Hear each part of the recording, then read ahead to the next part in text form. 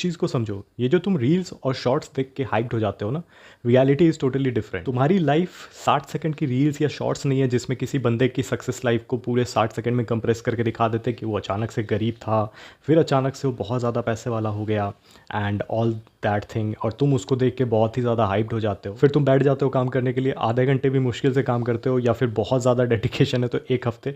उसके बाद तुम वापस से, तुम्हारा ब्रेन तुम्हें वो बोलने लगता है कि भाई उस बंदे के पास तो ये सारी चीज़ें थी, तुम तो इतने टाइम से काम कर रहे हो, तुम्हारे में कोई प्रोग्रेस नहीं दिख रहा है, ना ही अचानक से तुम्हारी लाइफ में ढेर सारे स्पोर्ट्स कार आ गए, तुम्हारे बैंक में $1 मिलियन आ गए, तुम्हारे आसपास हॉट मॉडल्स घूमने लगी है, कुछ नहीं हो रहा है, let's go and scroll again.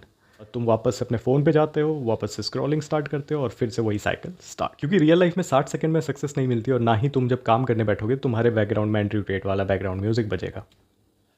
ये जो तुम 60-60 सेकंड के हाईली एडिटेड कंटेंट देख रहे हो और उसको स्क्रॉल कर रहे हो और सोच रहे हो कि कुछ अच्छा हो जाएगा, इससे तुम सिर्फ अपने ब्रेन के फंक्शनिंग को और अपने ब्रेन के फोकस करने के पावर को ख़राब कर रहे हो।